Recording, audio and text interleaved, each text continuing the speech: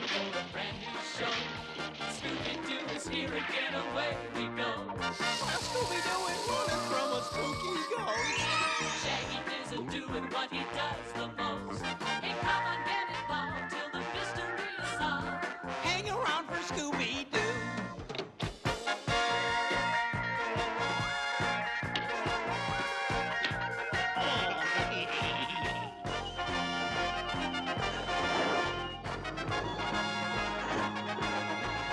Hey, come on, get involved till the mystery is solved. Hang around for Scooby Doo. That's my pal. Scooby Dooby Doo. Hello, Scooby Doo fans! Welcome to my Season 2, Episode 3 review of the Scooby Doo Show. So last time I continued my reviews of the Scooby Doo Show with a review of Season 2, Episode 2 of the Scooby Doo Show. I hope you guys enjoyed that. I had a blast reviewing Vampire Bats and Scaredy Cats. That was so much fun reviewing, so I really hope you guys enjoyed that, covering, making points about the rough cut while I was reviewing the final cut version of the episode. And I hope you guys enjoyed my review of Vampire Bats and Scaredy Cats. But of course today, I'll be covering Season 2, Episode 3 of the Scooby Doo Show, titled Hang In There, Scooby-Doo, which was released on September 24th, 1977. The short synopsis of the episode is, a ghostly pterodactyl sabotages a hang gliding contest. So normally I would tell you guys what DVD I'm watching Season 2 of the Scooby Doo Show on, whichever episode of Season 2 of the Scooby Doo Show I'm, reviewing, what I'm watching it on. But sadly, Season 2 of the Scooby Doo Show has yet to have a full DVD release. It's a shame. I wish it did. I wish the entire Scooby Doo Show had a full DVD release. But sadly, Season 2 of the Scooby Doo Show has yet to get any sort of physical media release. So as I've done with previous reviews, as well as future Season 2 reviews, I'm going to be covering all Season 2 episodes and watching them on HBO Max, which is my recommended, my recommendation on where you guys should view this episode, should watch it, is on HBO Max. Now, as far as this episode's reception is concerned, I'm not really sure how fans feel about this particular episode.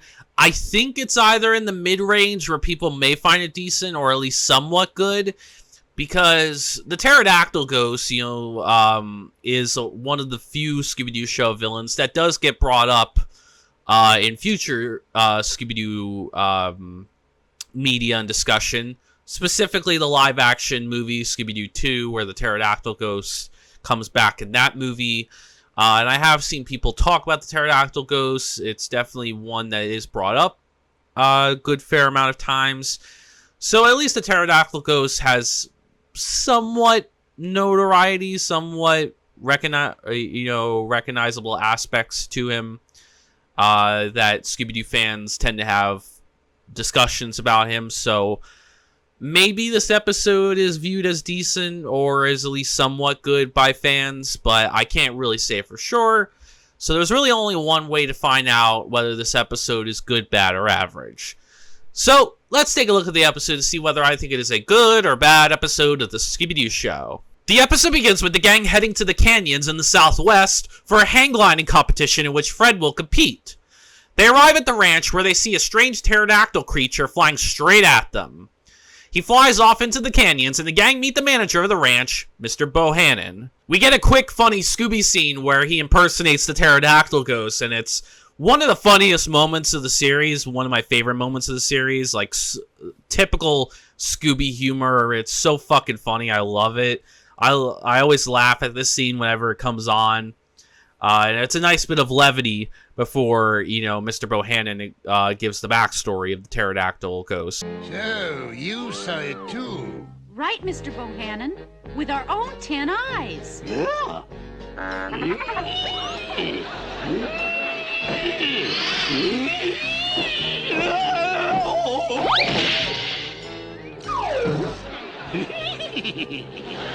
He tells them that millions of years earlier, the canyon was home to many dinosaurs and pterodactyls, some of which evolved into man-like creatures. The next day, the competition is about to begin when Scooby gets caught in one of the hang gliders and flies into a cliffside cave. So for some reason, Fred just drops everything and just goes to the cave with Daphne, Velma, and Shaggy to figure out what happened to Scooby. Now, this wouldn't be so bad if they just went to go rescue Scooby and then go back to the competition and investigate the cave later on, but they don't. They literally just start, investigating the caves and start the mystery. I thought the mystery was going to be handled at nighttime, whereas Fred's competition was going to be during the day. Isn't that the whole point of the gang's trip coming to the canyon? Was for Fred to be in this hang gliding competition? He only hang glides, once in the episode, when they go after the pterodactyl ghosts, and that's it. So it just feels so pointless that they made this, the reason that the gang were going to the canyons was for Fred to go on this hang gliding competition, but he never participates in it, and it's never brought up again. What was the point of the hang gliding competition? You couldn't have some other reason why the gang were in the canyons? At least if you're going to bring up that plot point, at least use it.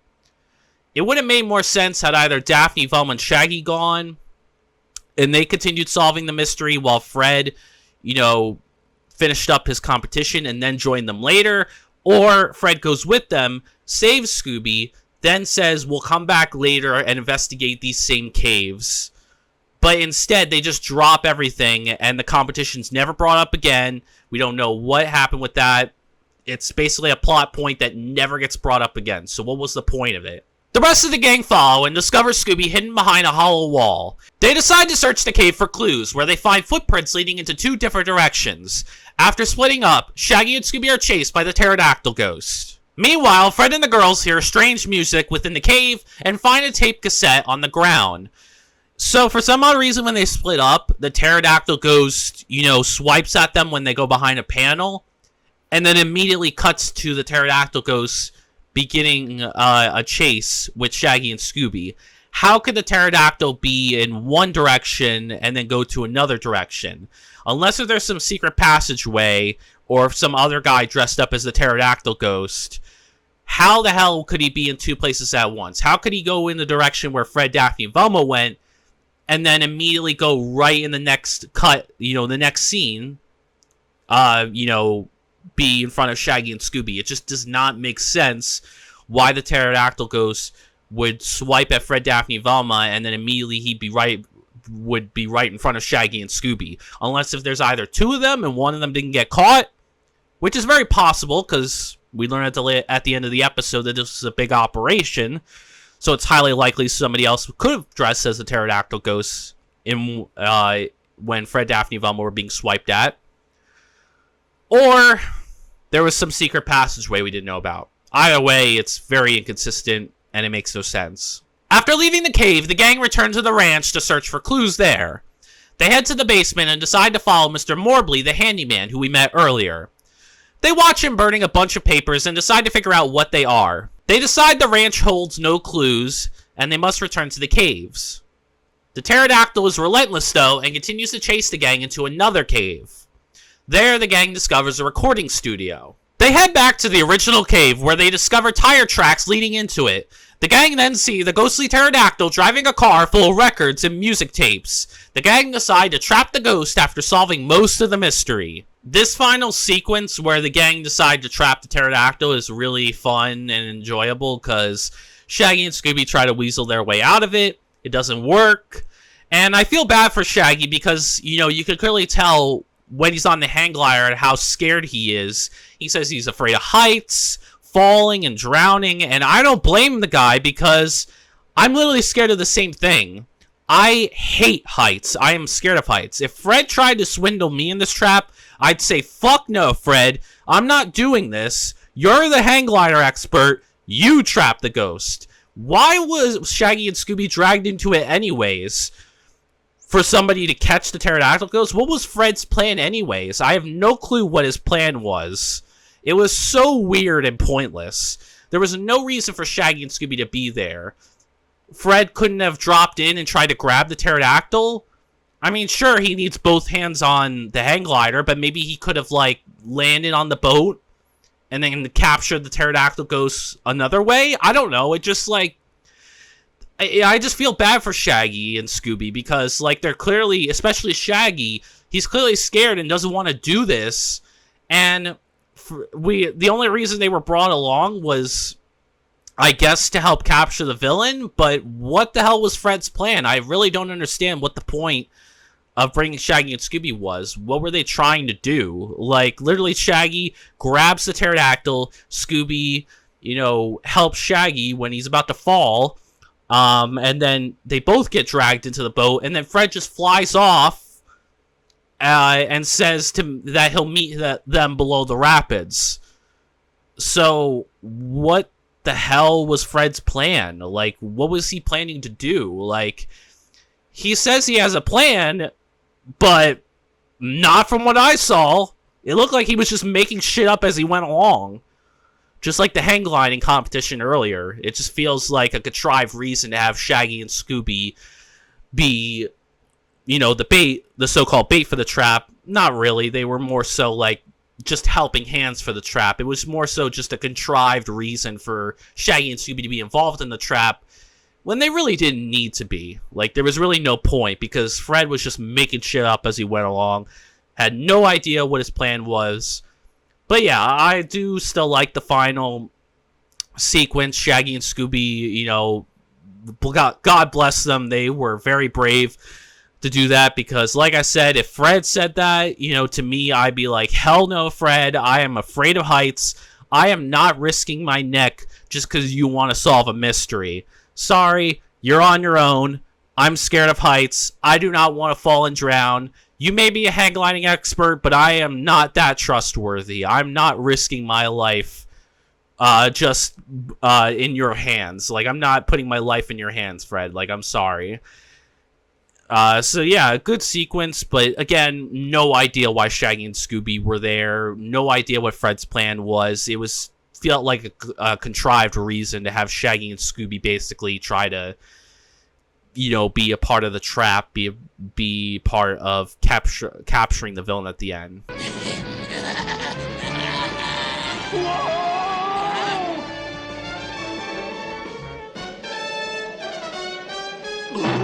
Hang in there, Scooby. Whoa! Relax, Shag. When we catch up with the ghost, the story will make a big splash in all the newspapers. Like I'm worried about making a big splash right now. Look, we're gaining on him. Oh, I can't look. I'm afraid of heights, hang gliders, falling and drowning and all that kind of stuff. Me too. Now remember the plan. I'll dive on him, and you do the rest. Oh boy, if this works, I'm gonna run away and join the circus. Now! Yow! Ow!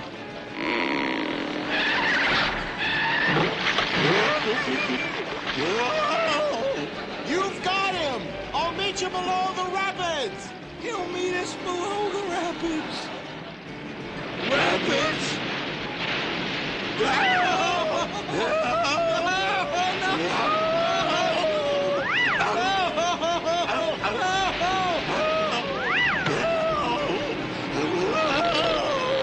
I got you, Scoob! Hang on, Scooby-Doo!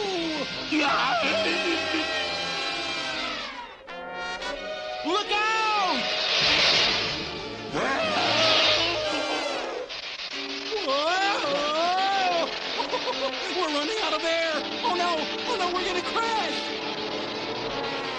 This is it, Scoob! We're doomed! Goodbye, old buddy! Here they come now, Sheriff. I don't see anything. Not in the water, Sheriff. In the air.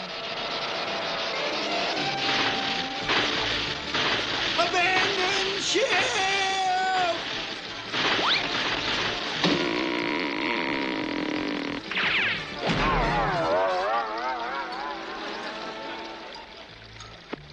After trapping him, the pterodactyl was revealed to be a man named Johnny, who was a sandwich truck driver. He was scaring people away as the pterodactyl goes to cover up a music pirating operation. Mr. Bohannon arrives and the gang exposes his part in the scheme. One of the pieces of paper Mr. Mobley burnt was an order from Mr. Bohannon purchasing the pirated tapes. Mr. Bohannon denies the accusation at first, but when the sheriff goes to arrest him and says that it's enough evidence to take him in, Mr. Bohannon furiously shouts this. Meddling kids, you ruined a perfect $1 million operation. Stop him! And then he tries making a run for it, only to have a raft pulled over his head by Scooby and Shaggy. And the episode ends with both he and Johnny captured, and Scooby is left to say his catchphrase in triumph. I'm going to give Season 2, Episode 3 of the Scooby Doo Show 3 stars out of 5. Yeah, this was a decent episode. It was alright, it was average, it was middle of the road. Not bad, not one of the worst episodes of the Scooby Doo Show, but certainly not one of the better episodes of the Scooby Doo Show either. Definitely very, compared to the last episode, it's not the best follow-up. Bit of a downgrade in my eyes, but to be fair, Vampire Bats and Scaredy Cats is such a renowned and such an amazing episode that I wasn't really expecting the following episode to really live up to those heights, but I was at least hoping it would at least be good. Sadly, it wasn't, and it would definitely veered close to 2-star territory. But thankfully, it had enough positives in it where I could, edge it out to a 3. But it was very close to being below average. So before I get into my, negatives for the episode and what brings this episode down for me, I'll first get into the positives of the episode and what I actually did like about the episode. So starting with the positives, my first one is I think Fred was a good leader in this episode. He fulfilled his basic role, and I think that was the best aspect for him in this episode because he was quite inconsistent throughout this episode, leaving the hang gliding competition that he was supposed to compete in, and saying that he has a trap, an idea for a trap that he's, going to execute on the pterodactyl ghost, but it turns out that he really doesn't, and just has Shaggy and Scooby basically fumble around until they, through sheer dumb luck, capture the villain. So, yeah, Fred's character moments in this episode were not the best. He did fulfill his basic role as a leader, and that was probably what saved his character, but actually made it good. Because otherwise, he's just very inconsistent as a character in this episode. He, the episode, portrays it as he's going to be in this hang gliding competition, but then he's really not. The episode frames that Fred has an idea for a trap, but he really doesn't, and Shaggy and Scooby have to come up with something on the fly. So it just feels like a lot of, they used Fred a lot for, as a way to move the plot forward, but not in a cohesive way, not in a good way, it was more so, we need this element to happen, let's just ignore the previous element that we brought up.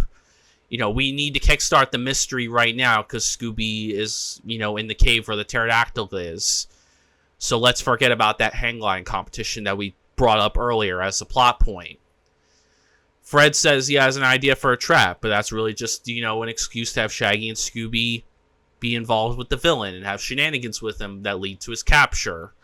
So, yeah, while I do think Fred is a good leader in this episode, he has a lot of inconsistent moments as a character for him, and I really wasn't too happy with how Hanna-Barbera handled him in this episode. But I'll give him a pass, because he did fulfill his basic role in this episode. Then we have Velma. Velma helped find some of the clues of the episode, and she did help piece together the clues to help solve the mystery. So she did find the cassette tape, and she found the burnt piece of paper, which were very vital clues that led her to, eventually solve the mystery and, piece them all together to solve the mystery. Not one of her strongest episodes, but I gave her a pass because I felt like she had enough going for her. She found some of the clues. She pieced everything together at the end. She gave a good explanation at the end. And, exposed Bohannon as the real brains of the operation and the head of, the villain scheme and not really Johnny. So, yeah, Velma fulfilled her basic role, but it wasn't her strongest outing, as far as I'm concerned. But she did enough to where I was, I found her passable in this episode. I thought she was at least good enough. And last, but certainly not least, we have Shaggy and Scooby. Shaggy and Scooby were their usual funny, cowardly selves. I had a great time with Shaggy and Scooby in this episode. They were very funny, very hilarious. Their usual funny, cowardly selves. They fulfilled their basic roles. and they help capture the villains at the end of the episode. Like I said, I felt very bad for Shaggy and Scooby in terms of them having to hang glide, and they were afraid of heights, and then, you know, drowning and falling. And I totally get, you know, their fears, because I have similar fears as well. So I don't blame them one bit for, you know, being scared and being freaked out by all this stuff. So yeah, Shaggy and Scooby were, you know, pretty brave to, you know, help capture the villains at the end. And I felt they were really funny in this episode. Like, I genuinely think they were probably the best characters of the episode. They actually were really fun and entertaining. They had a lot of great, funny, comedic moments, and they were just, you know, fun to watch in this episode. So yeah, Shaggy and Scooby were great in this episode. Outside of costume, I found Mr. Bohannon to be very interesting. Now, Mr. Bohannon was not the man inside the costume, but the reason I call him outside of costume is because he was technically also the villain of the episode, and well, wasn't, you know, it wasn't just Johnny. Johnny was the costume villain, but Mr. Bohannon was the outside of costume brains of the operation. So that's why I include him, because even though he wasn't technically in the costume, he was still good in this episode. He was a good villain in this episode. I found him interesting, mainly because he gave the backstory for the pterodactyl ghost. But, you know, he was good throughout the episode. He did a good job covering up his operation until the end, when there was pretty much full-blown proof and, you know, too much evidence to, you know, that he couldn't deny. And, you know, then he revealed his true colors at the end. But he did a really good job covering up his operation. He did a little bit of laughing at the beginning, and he reminded me a bit of Mr. Greenway in That Snow Ghost, but he wasn't as obvious as Mr. Greenway was with, you know, him being a villain. He laughed a little bit in the beginning, but he kind of, you know, he was normal after that, and, you know, even the gang show him the clues, like the cassette tape. And he's like, and he kind of, you know, denies it, and, you know, comes up with a good story, like, oh, the cassette tape you probably found was probably just dropped by some frightened teenager. It's probably not, these don't really seem like clues to me. And Velma's like, yeah, you're right, we'll go, but we're still gonna go investigate more into this. And then he tries to warn them away again. So he does a good job, you know, kind of deceiving the gang. He's clearly smart and a good brains of the operation. You know, he does a good job covering it up until, you know, Velma finds that burnt piece of paper and pretty much exposes him to where he can't deny that. Like, his name is on the paper. It's full-blown proof. Even the sheriff believes it, and there's no reason not to believe it. His name is literally right there. It proves everything, so he couldn't hide it anymore. But I really did like most Mr. Bohannon outside of costume. Compared to Johnny, you could tell that he was definitely the main brains of the operation. He was the big bad to me more than Johnny was. Johnny kind of felt like a henchman in costume, whereas Mr. Bohannon felt like the brains of the operation and felt, you know, and did a good job, like, covering up the operation and was really smart about it. So he was a very good and interesting character, and he had a lot of presence in the screen time, and I found him very interesting throughout the episode. So I like Mr. Bohannon outside of costume. He was great. He had a lot of good character in this episode. I really like the motive of the episode. It was really great. I actually really enjoyed the motive. It was something unique and interesting and fresh. So essentially, Mr. Bohannon and Johnny's motive was that they wanted to scare everyone away so that they could smuggle the pirated CDs and records and, you know, all the music tapes and all that. So it's basically a music piracy, you know, operation scheme. That's awesome. Like, this is something new and fresh and interesting we haven't seen in Scooby-Doo before. I really like the idea of a music pirating, you know, scheme, especially in 1977. Like, this could not have been an easy operation to pull off because you don't have the technology that you have today where it's a lot easier to do piracy, you know, online and do illegal piracy of music and films and all that. Like, it's a lot easier nowadays, but I imagine back in 1977, it couldn't have been that easy. So the lengths that they went to, their operation was really good. Like, you know, the fact that they would smuggle, you know, these CDs and cassette tapes and records and all that and distribute them illegally in, like, stores and shops and all that, and presumably make a good amount of money on it. Like, yeah, this was it was a money motive, but a very inventive and fresh and unique money motive. We haven't had a music pirating scheme as a motive yet, so that was actually really fresh and interesting and unique. Like, we've had operations before, but I feel like this was one of the better operation motives. It felt new and fresh and unique, and it felt like they weren't retreading similar ground. They were actually trying something new with the scheme, and it was really awesome. I love the motive of the episode. I think it was inventive. The way they explained the motive is really good. And it was a foolproof operation. Like, Mr. Bohannon did a really good job with the operation. He did a good job covering up. And while the pterodactyl ghost did a good job scaring people away, it also did bring a bit more attention to their scheme. Sure, a couple people may have spotted Johnny hang gliding, but is that really suspicious activity for somebody to hang glide in the canyon? It doesn't sound that suspicious. So if anything, their main drawback was that they got too paranoid and just decided to come up with this pterodactyl scheme instead of just, continuing with their original design of their operation, which I felt wasn't really that expose worthy. Like, sure, people would see Johnny flying, but is that enough suspicious behavior for people to go to the police and say, hey, this guy's hang gliding over the canyons? Like, is that really suspicious? Doesn't seem like it. Unless if those people saw something more suspicious, then I could see that. But yeah, it just goes to show that they were a bit too paranoid, and if anything, that's what, ruined their operation, because it was foolproof. But by bringing the pterodactyl ghost into it, they brought more attention to themselves, and that was ultimately their downfall. But yeah, really good motive, really inventive, really unique and fresh. I love the motive of the episode. There were a good number of suspects in the episode. So you had 2 suspects in the episode. You had Mr. Bohannon, and you had Mr. Morbley, the handyman. Johnny wasn't really much of a character. His sandwich truck was in one scene. I don't even know if we saw him. We might have gotten a glimpse of him, but even if we did, it was like one glimpse, and like he was barely in it at all.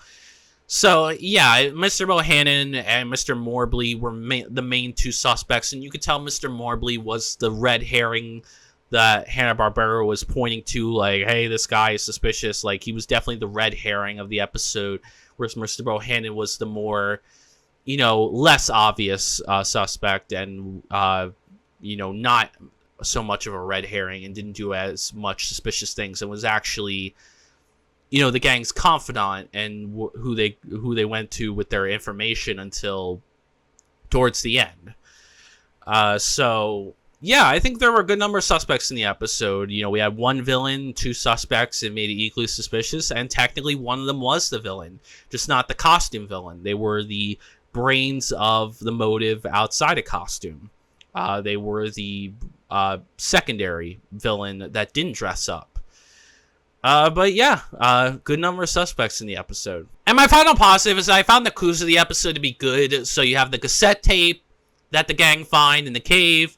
You have the records and CDs that fall out of Johnny's sandwich truck. You have the burnt piece of paper that Velma finds that Mr. Morbley was trying to burn up. That pretty much reveals Mr. Bohannon as the villain. You have the weird music that they hear in the caves, as well as in the hotel, the basement of the hotel anyways. And you have the recording studio that they find in one of the caves. So yeah, a good abundance of clues, all point towards the motive. None of them really point towards the suspect, but that's fine. They point towards the motive, and the motive's great.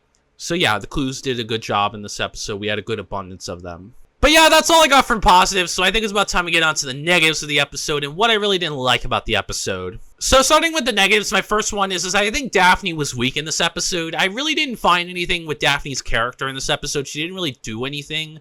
Not really anything noteworthy in my mind. Like, she was pretty much nothing character in this episode. She didn't really do anything noteworthy at all. I found her weak in this episode, and it stinks that a lot of the times Daphne doesn't have much to do in these episodes and, doesn't really stand out much. But unfortunately, this is just another episode on the list that just doesn't really give Daphne anything to do in the episode. So yeah, she was not one of Daphne's more finer outings. I found the villain of the episode to be very uninteresting, which is surprising because the villain of the episode has been referenced by the Scooby Doo community, as well as, you know, in future Scooby Doo media, such as the live action movie.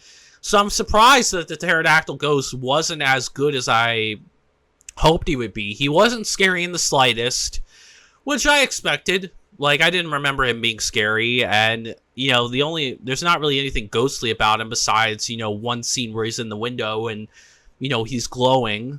But that's about as ghostly as he gets. But he's also not fun or entertaining. I mean, I think the problem is that if the scenes that he's in, the reason those scenes are fun and entertaining is because of Shaggy and Scooby, and not so much because of him. So yeah, I didn't find the pterodactyl ghost scary or entertaining. He was just kind of a nothing villain. He didn't really do much. He didn't have any standout moments. He was just there. Not one of the better Scooby Doo Show villains, and honestly, it's surprises me that he's even talked about at all or even referenced in future stuff. It's kind of like the Minor 49er, where I'm just like, why is he brought up? Like, he didn't stand out that much in the episode, although the Minor 49er definitely, surprisingly, is actually better than this villain because he has way more moments than this villain does, whereas the pterodactyl ghost, he just didn't have really much to do in this episode. He didn't really stand out at all, so yeah, not a good villain. Outside of costume, we never really see Johnny in the episode. Johnny the sandwich truck driver really is a nothing character. He just feels like a henchman, in all honesty. It's weird having a henchman who, like, is the one dressing up, but the real brains of the operation, the guy that's really running the show, is Mr. Bohannon, and he's not even the one that's dressed up in the costume. But yeah, the actual person that's outside of costume, Johnny, the sandwich truck driver, he doesn't really stand out at all. He doesn't do anything. We don't even see the guy. I think at most we maybe get a glimpse of him in one scene, but that's about it.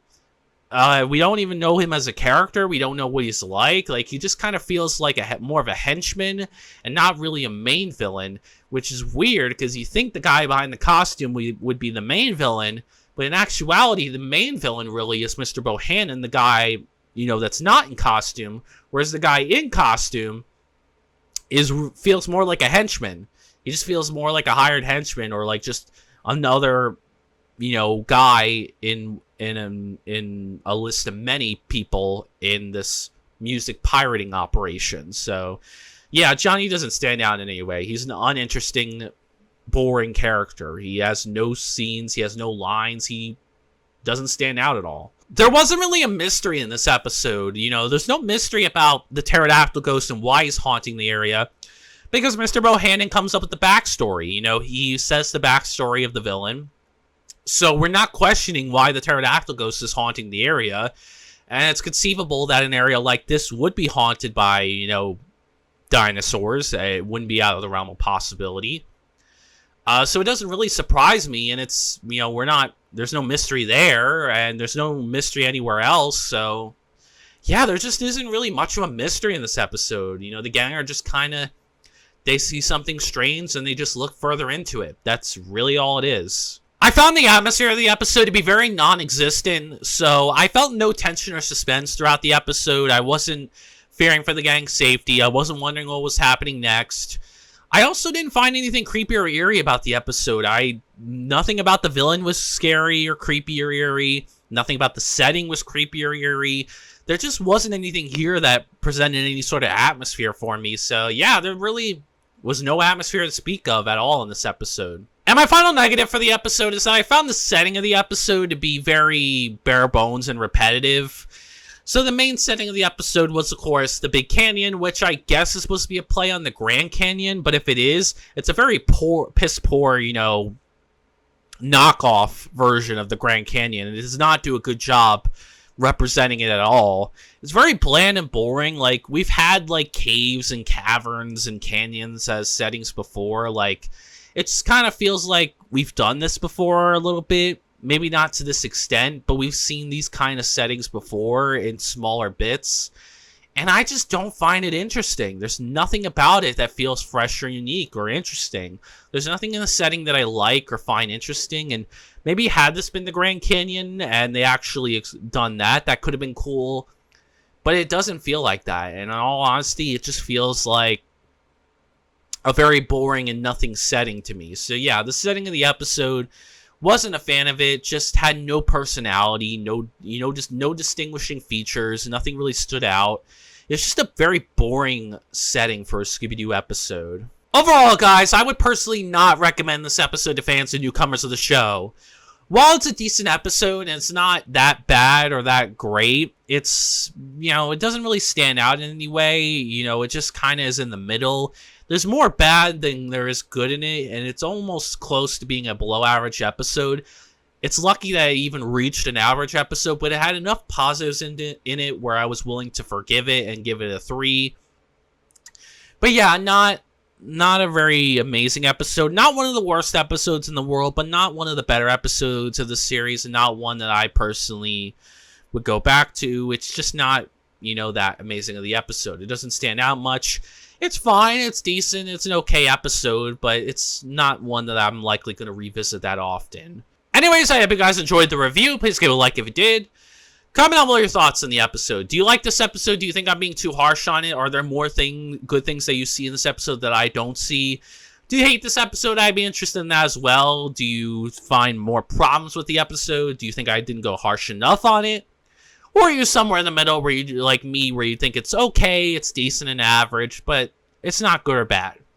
I'm curious for your thoughts, so let me know. And subscribe for more Scooby Doo content like this, or if you're just interested in any of my other content, obviously I have more Scooby Doo content on the way. We'll have Scooby Doo TV show episode reviews, movie reviews, video game reviews and Let's Plays, book reviews, you name it. We're doing all things Scooby on this channel. So if you're a diehard Scooby Doo fan, if you're a newcomer, whoever you are, if you love Scooby Doo, if you love talking all things Scooby Doo, and you want to have discussions about different versions of the gang, different pieces of media about the gang, come join me and let's have a discussion about it. Let's talk about our favorite mystery solving group. In my next video, I will continue my reviews of the Scooby Doo Show with a review of Season 2, Episode 4 of the Scooby Doo Show, titled The Chiller Diller Movie Thriller.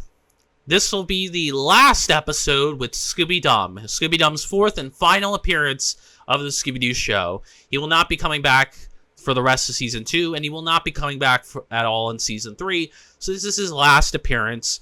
This is also the episode where we'll see Scooby D as well. This is a very highly regarded episode in the Scooby Doo community. I've heard a lot of praise for the Chiller Diller Movie Thriller. A lot of people seem to love this episode, so I haven't gone back and revisited this episode in a while, so we'll see if it, lives up to, the hype that Scooby Doo fans have created for it.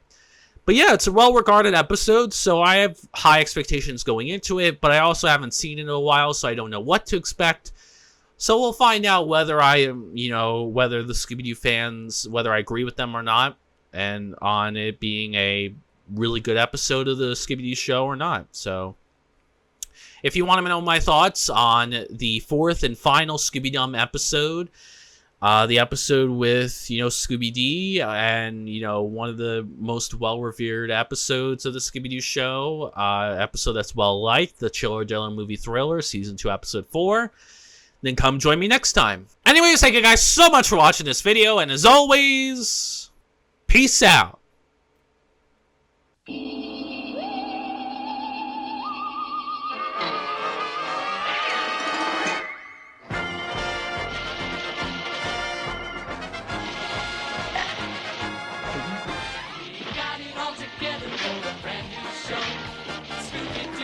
Again, away we go.